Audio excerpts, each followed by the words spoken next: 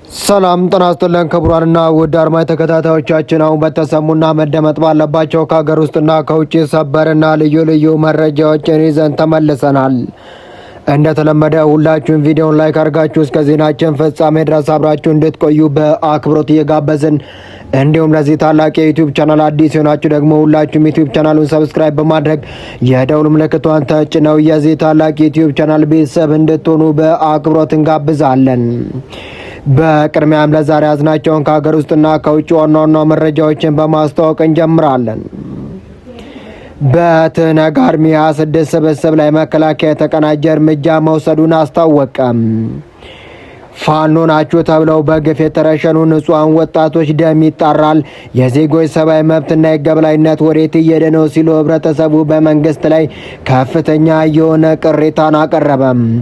እነዚህ ፋኖ ናችሁ ተብለው የተገደሉ 3 ንጹሐን እነማን ናቸው? የት አካባቢ ተገደሉ? እንዴትስ ተገደሉ? የሚለውን ዝርዝር መረጃውን በሚቀጥሉት 10 ደቂቃዎች ውስጥ ሙሉ መረጃውን ወደ እናንተ እናደርሳለን።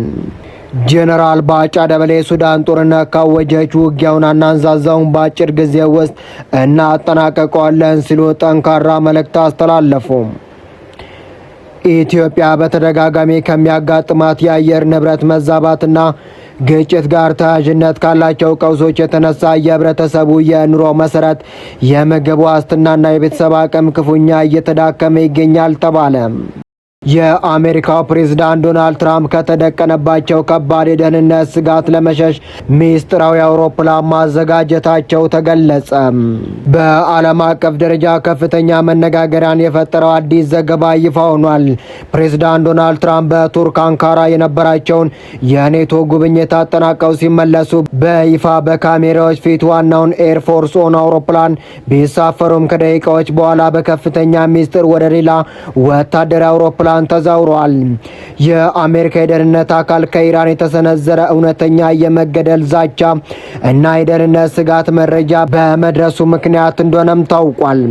የአሜሪካው ፕሬዝዳንት ዶናልድ ትራምፕ በካሜራ ፊት ኤርፎርስ ዋን ውስጥ ከገቡ በኋላ በአውሮፕላኑ የጓሮ በር በኩል የምግብ ማጓጓዣ ተሳፍረው ሳይታወቁም ወርደዋል። ጋዜጠኞችና የተወሰኑ የዋይት ሀውስ ሰራተኞች ትራምፕ አብረዋቸው እንዳሉ በማሰብ በዋና ኤርፎርስ ዋን አውሮፕላን ተጉዟል። ጋዜጠኞቹም የመስኮት መጋረጃዎችን እንዲዘጉ ተነግሯቸውም ነበር።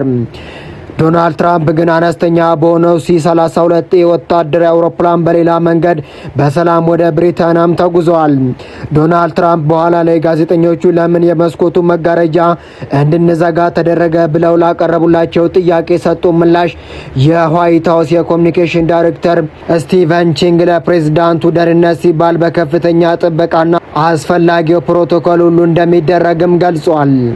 ኢትዮጵያ በተደጋጋሚ ከሚያጋጥማት የአየር ንብረት መዛባትና ግጭት ጋር ተያያዥነት ካላቸው ቀውሶች የተነሳ የህብረተሰቡ የኑሮ መሰረት፣ የምግብ ዋስትናና የቤተሰብ አቅም ክፉኛ እየተዳከመ ይገኛል።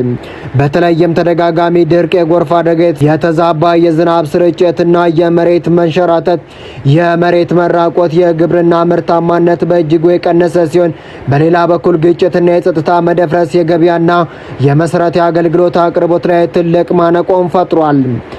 ይህንን ተከትሎ የተባበሩ መንግስታት የምግብና እርሻ ድርጅት ነሐሴ 4 ቀን 2018 ዓ.ም ባወጣው ሪፖርት በሚጠበቀው የኤልኒኖ ክስተት ምክንያት ሊከሰት የሚችለውን አደጋ ለመቀነስ አስቸኳይ ቅድመ መከላከል እርምጃ እንዲወሰድ ጥብቅ ጥሪ አቅርቧል። ከዚህ ቀድሞ በታሪክ እንደታየው የኤልኒኖ ክስተት የኢትዮጵያን የዝናብ ስርጭት ስርዓት ክፉኛ ያዛባል። አሁንም በተመሳሳይ በማዕከላዊ፣ ሰሜናዊ፣ ሰሜን ምስራቅና ምስራቃዊ የሀገሪቱ ክፍሎች በክረምቱ ወቅት ወይ ከሰኔ እስከ መስከረም ድርቅ ሊያስከትል እንደሚችል ተንብየዋል። በሌላ በኩል ደግሞ ከጥቅምት እስከ ታህሳስ ባለው ጊዜ በደቡብና በደቡብ ምስራቅ ቆላማ አካባቢ ከፍተኛ የዝናብና የጎርፍ አደጋ ሊያመጣ እንደሚችል ይጠቁማሉ። የክረምት ዝናብ ከ70 በመቶ በላይ ለሚሆኑ ሀገራዊ የሰብል ምርት ዋነኛ ግብዓትና የሚሊዮኖች የኑሮ መሰረት በመሆኑ ይህ ክስተት በግብርናው ዘርፍ ላይ እጅግ ከፍተኛ የሆነ ስጋትን ደቅኗል። ከሚጠበቀው አማካኝ በታች የሆነው የዝናብ መጠንና ከፍተኛ የሙቀት መጠን የአፈር እርጥበትን በማድረቅ የሰብል ምርትን ከመቀነሱም ባለፈ የውሃና የግጦሽ አቅርቦትን በማሳጣት በእንስሳት ሀብት ላይ ከፍተኛ ጫናን ይፈጥራል።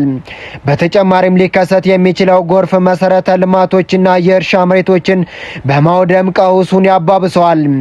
ይህ ድርብርብ አደጋ የሰብልና የእንስሳት ምርትን በመቀነስ የምግብ አቅርቦትን በማዳከምና መፈናቀልን በማስከተል የሀገሪቱን የምግብ ዋስትናና የተመጣጠነ ምግብ እጥረት ችግር ወደ ከፋ ደረጃ እንደሚያሻግረውም ተገልጿል። የኢትዮጵያ አደጋ ስጋት አመራር ኮሚሽን መረጃ መሰረት ከሀገሪቱ 163 ወረዳዎች ለአደጋ ተጋላጭ ተብለው ተለይተዋል።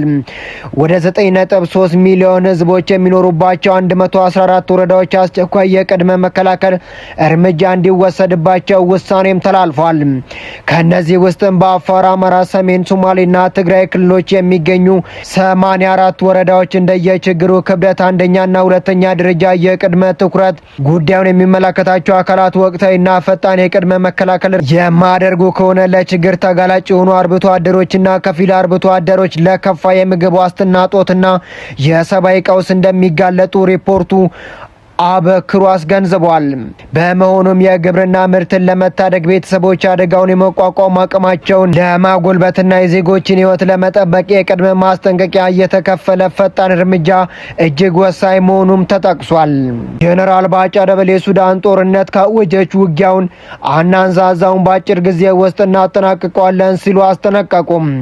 የኢትዮጵያ ሀገር መከላከያ ሰራዊት ከፍተኛ አዛዥ የሆኑት ጄኔራል ባጫ ደበሌ የሱዳን መንግስት በኢትዮጵያ ላይ ጦርነት ለመክፈት ካሰበ ውጊያው ረጅም ጊዜ ሳይወስድ በአጭር ጊዜና በከፍተኛ ኃይል የሚጠናቀቅ እንደሚሆንም አስታወቁም።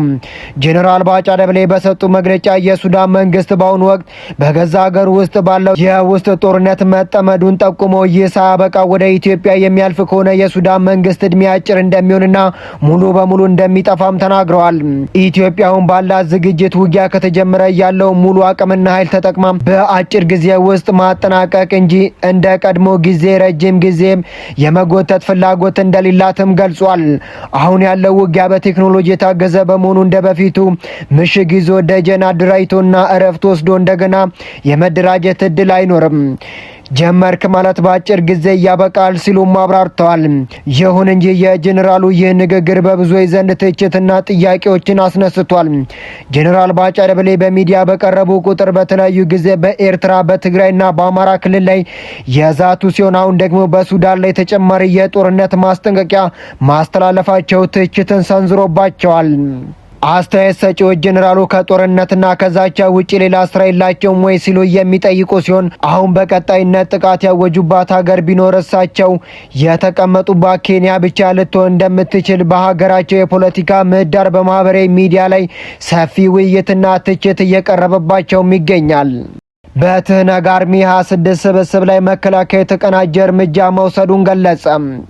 ወታደራዊ ምንጮች ለአዲስ ሪፖርት እንዳረጋገጡት ራሱን አርሚ 26 በማለት የሚጠራው የትህነግ ታጣቂ ስብስብ እንቅስቃሴ ለማድረግ ባደረገው ሙከራ ላይ የሀገር መከላከያ ሰራዊት በወሰደው የተቀናጀ እርምጃ ቡድኑ በከፍተኛ ሁኔታ መቀዛቀዙም ተገልጿል። እንደ ወታደራዊ ምንጮች ገለጻ ከሆነ የታጣቂው ቡድን እንቅስቃሴ ከተደረሰበት በኋላ በዘመናዊ ቴክኖሎጂና አርቲፊሻል ኢንተለጀንስ በተደገፈ ትክክለኛ ኢላማ ጥቃት በትንሹ በ31 የተለያዩ የጠላት ይዞታዎች ላይ ድንገተኛ የአየርና የመሬት አጸፋ እርምጃም ተወስዷል። ጥቃቱ የታጣቂ ስብስብ አባላት ስብስብ ባለበት ወቅት የተፈጸመ በመሆኑ በቡድኑ አደረጃጀት ላይ ከፍተኛ ሰብአዊና ቁሳዊ ውድመት ማድረሱም ተጠቅሷል። በዚህ የተቀናጀ እርምጃ ምክንያት የትህነግ አፈቀላጤዎችና የፕሮፓጋንዳ ልሳናት በጉዳዩ ላይ ምንም አይነት መግለጫ መስጠት ሳይችሉ በዝምታ ለመሸፈን መገደዳቸው ምንጮች አክለው ገልጸዋል። የሀገር መከላከያ ሰራዊት በአካባቢው ያለውን የደህንነት ስጋት ሙሉ በሙሉ ለማስወገድና የቀጠናውን ሰላም ዘላቂ ለማድረግ የሚያደርገውን የመስክ እርምጃ አጠናክሮ እንደሚቀጥልም ታውቋል። ፋኖ ናችሁ ተብለው በግፍ የተረሸኑ ንጹሃን ወጣቶች ደም ይጣራል፣ የዜጎች ሰብአዊ መብትና የገበላይነት ወዴት ሄደ ሲሉ ህብረተሰቡ እየጠየቁ ይገኛሉ። በማዕከላዊ ኢትዮጵያ በጉራጌ ዞን አበሸጌ ወረዳ በተፈጸመ አሰቃቂና ኢሰብአዊ ድርጊት የተሰማው ዜና እጅግ ልብን ይሰብራል። ተመስገን ጌታቸው፣ የታገሱ አስገዶም እና ግዛቸው ግርማይ በተባሉ ንጹሃን ዜጎች ላይ የተፈጸመው ግፍ ፋኖ ናችሁ በሚል ውንጀላ ከተሳፈሩበት የህዝብ ማጓጓዣ መኪና ወርደው እጃቸው ታስሮ መገደላቸው ብቻ ሳይሆን አስክሬናቸው ለ3 ቀናት እንዳይነሳ መከልከሉ በማንኛውም ሰብአዊና ህጋዊ መስፈር ተቀባይነት የሌለው ድርጊት ነው። ይህ ድርጊት ገዢው መንግስትና የአካባቢው የጸጥታ መዋቅር በትክክል ሚናቸውን እየተወጡ ነው ወይ የሚል ጥያቄ በጎላ ሁኔታም ያስነሳል። የመንግስትና የአካባቢው የጸጥታ አካላት ዋነኛ ተግባር የዜጎችን ህይወትና ደህንነት መጠበቅ እንጂ ያለ ምንም ፍርድ ቤት ትዕዛዝ ወይም በጥርጣሬ ብቻ የዜጎችን ህይወት ማጥፋት አይደለም። ድርጊቱ የተፈጸመው አገና በተባለች ልዩ ቦታ ሲሆን ወንጀሉን የፈጸሙት የመንግስት ኃይሎች ከአካባቢው የአበሽጌ አገና ፖሊስና ሚሊሻ አባላት ጋር በመተባበር እንደሆነ ተጠቅሷል። ማንኛውም ጥርጣሬ ቢኖር እንኳን በህግ አሰራር መከናወን ሲገባው እርሸናና አስክሬን እንዳይቀበር መከልከል የህግ የበላይነት መሸርሸሩን ግልጽ ማሳያ ነው። በመረጃ ደረጃ ስለ ሰላም ውይይትና እርቅ እየተወራ በተግባር ግን በየቦታው የንጹሃን ህይወት በግፍ የሚያልፍ ከሆነ የመድረኮቹ ታማኝነት ጥያቄ ውስጥ ይወድቃል። የዜጎችን ህይወት ማዳከም ያልቻለ የሰላም መሬት ተግባር መፍትሄ ሊሆን አይችልም። የአንድ ሰው ህይወት ካለፈ በኋላ እንኳን አስክሬኑ በአግባቡ እንዳይቀበር በማድረግና ለእንስሳት ምግብነት እንዲሁም መተው ሰብአዊ ክብርን ሙሉ በሙሉ የሚጻረር የህሊናን ወሰን ያለፈ ድርጊት ነው። መንግስት የዜጎችን ደህንነት የመጠበቅ ህገ መንግስታዊ ግዴታው ሊወጣ ይገባል። በበታች የጸጥታ አካላትና ሚሊሻዎች የተፈጸመ መሰል ጥሰቶች በአስቸኳይ በነጻ አካል ተመርምረው ጥፋተኞቹ ለህግ እንዲቀርቡና ለዜጎች ዋስትና የሚሰጥ አሰራር እንዲዘረጋ ማድረግ የገዢው አካል ዋና ኃላፊነት ሊሆን ይገባል።